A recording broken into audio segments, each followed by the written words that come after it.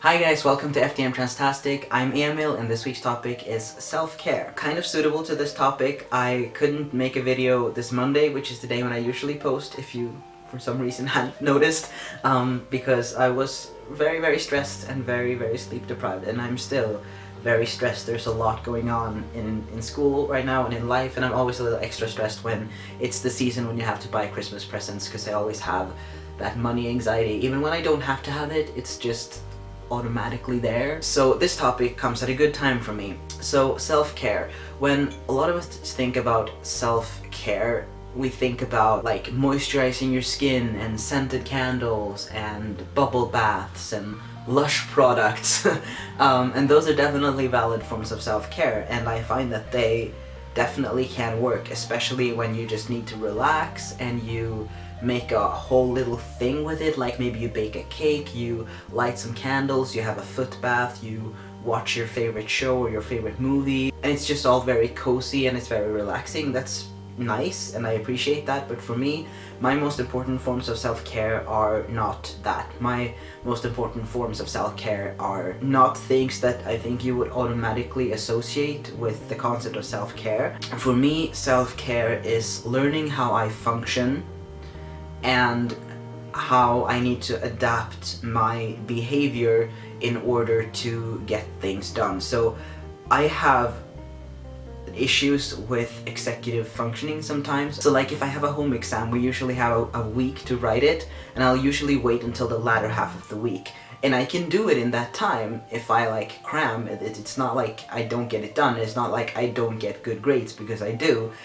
It's just I'm stressed even during those days when I'm not working on it. So why don't I just cram during the first days and then I can relax for the rest of the week?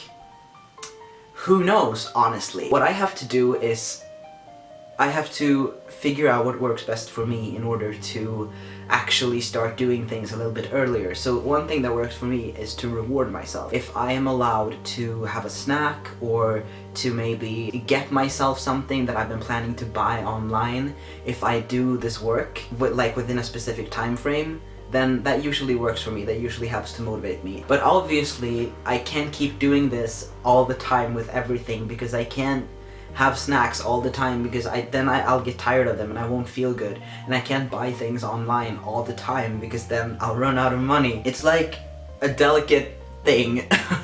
And it doesn't always work. But then I have some other forms of self-care. One of them is the musical course that I go to. It's like once a week we have an hour of dance and then an hour of song, and then at the end of the semester we put it together to a little performance with 2 songs. It's not like the most advanced thing, there are no auditions to get in or anything, but that's sort of what I like about it. Even though I'm not progressing and learning new things as fast as I could if I maybe took private singing lessons or something like that, I can actually keep this up because I don't feel like I have to be like the best that I can possibly be every single time I go there. Sometimes you can go there and be tired and be a little half-assed, and it's okay. I just really like that, and it's really good for me. It's really good for my mental health. And so I've learned that I have to make sure that I prioritize this and that I am able to pay for this each semester, because it's not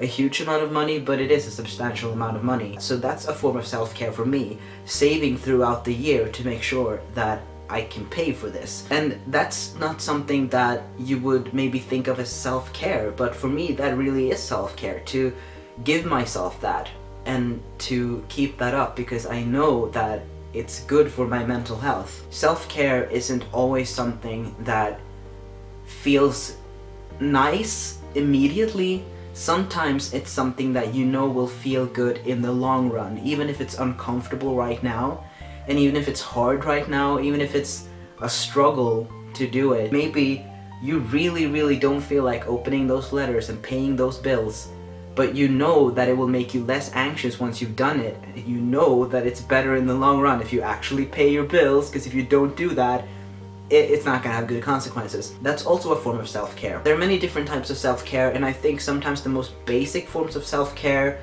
aren't the ones that we think of as self-care. The most basic forms of self-care can sometimes be just getting up out of bed and getting dressed. and having breakfast. If I start thinking of that as self-care, I start prioritizing it more, and that leads me to do it more often and to do it quicker and more efficiently because I'm prioritizing it and I'm recognizing how important it is. It's not just something that I have to do, it's something that I choose to do for my own well-being. It like changes my perspective of it. Just like expand your horizons on what self-care can be and on what self-care is for you, because it's not the same for everyone. I think that's all I have to say about self-care. I will see you guys next week. I love you.